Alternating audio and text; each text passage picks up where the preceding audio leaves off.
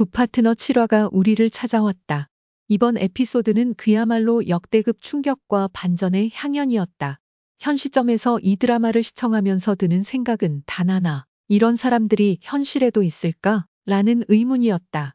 등장인물들의 뻔뻔함은 상상을 초월했고 그들의 불륜 행각을 보며 떠오른 말은 바로 쾌락은 순간, 고통은 영원하다. 는 명언이었다. 이 말이야말로 이 드라마를 통해 모든 시청자들이 깊이 새겨야 할 교훈이 아닐까 싶다.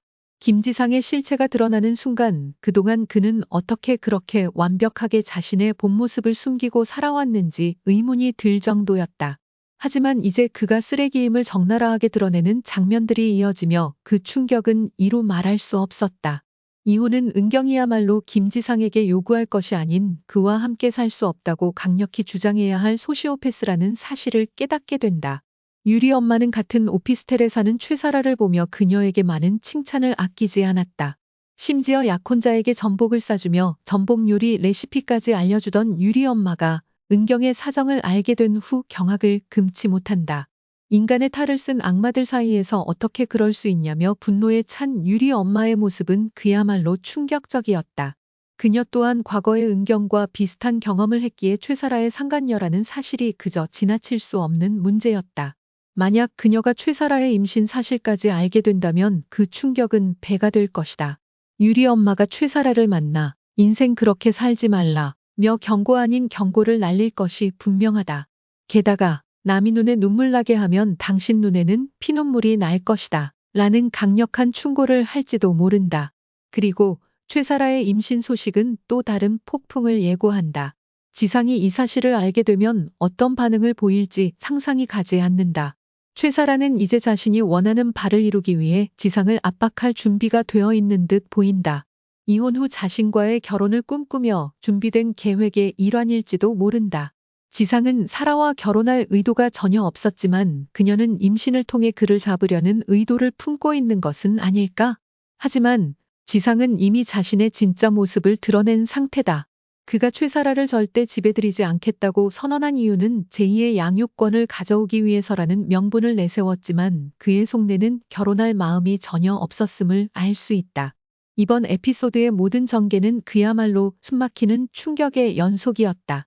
인간이 어디까지 추락할 수 있는지 그리고 그 끝에서 어떤 선택을 하게 되는지를 보여주는 굿파트너는 앞으로의 전개가 더욱 기대된다. 시청자들은 이제 이 드라마를 통해 또 어떤 반전과 충격을 맞이하게 될 것인지 그 답을 기대하며 숨죽이고 있다. 어찌 보면 최사라가 단순한 쾌락의 대상으로 전락한 것은 아닐까 싶습니다. 정말 유부남으로서 절대 해서는 안 될 행동을 저지른 무책임한 인간입니다. 이런 인간이 은경의 일에 미쳐 가정에 소홀했다며 이혼을 요구한 것은 정말 어처구니 없는 일입니다. 가정이 있는 남자가 쾌락에 빠져 이혼을 논하는 것은 그야말로 파탄의 길로 접어든 것이죠. 지상은 최사라와 결혼 문제로 언쟁이 생기자 마치 지겹다는 듯이 여기서 끝내자는 말을 서슴없이 내뱉습니다. 이는 자신의 불리한 상황을 회피하려는 속셈이 다분해 보입니다. 더 충격적인 사실은 지상은 단 한 번도 최사라에게 결혼하자고 말한 적이 없다고 부인하며 그녀에게 주제 파악이나 하라는 모욕적인 말을 내뱉어 그녀의 자존심을 완전히 짓밟습니다. 이것은 마치 너와 나는 다른 레벨의 사람이라는 의미로 해석될 수 있는데요. 그렇다면 지금까지 최사라를 왜 만났을까요? 유부남을 만난 최사라의 비참한 말로가 이 지점에서 드러나기 시작합니다. 10년 다니던 회사에서 잘리고 결혼할 것이라고 믿었던 남자로부터 주제 파악이나 하라는 말을 듣고 버려진 최사라는 이제 더 이상 물러설 곳이 없는 벼랑 끝에 서게 된 것입니다. 하지만 이 극적인 순간에 그녀에게 임신이라는 절묘한 운명이 찾아옵니다. 이것이 과연 행운일까요? 아니면 불행의 시작일까요? 그는 지상이 자신에게 했던 말들을 잊어버렸을까요? 아니면 자신과 아이를 지키기 위한 최후의 방법이라고 생각한 것일까요? 그럼 그녀는 다시 한번 제이에게 상처를 주는 선택을 합니다. 바로 아기 초음파 사진을 제이에게 보여주는 것입니다. 그녀의 의도는 명확해 보입니다. 제이가 아빠에게 실망하고 내면 깊숙이 아빠에 대한 원망을 품게 만들려는 의도가 숨어 있는 것이죠.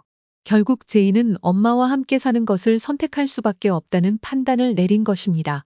그러나 최사라의 이런 선택은 오히려 지상을 더 격분하게 만들 수 있습니다. 지상은 쾌락을 쫓는 쓰레기 같은 인간이지만 제이에게만큼은 진심입니다. 만약 지상이 최사라가 제이에게 초음파 사진까지 보여준 사실을 알게 된다면 그가 폭발적인 분노를 쏟아내지 않을까요?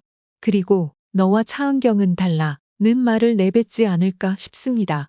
지상은 자신이 최사라와 제이에게 이미 많은 상처를 주었다고 생각하고 있었는데 거기에 초음파 사진까지 보여주며 또 다른 상처를 준 것이죠.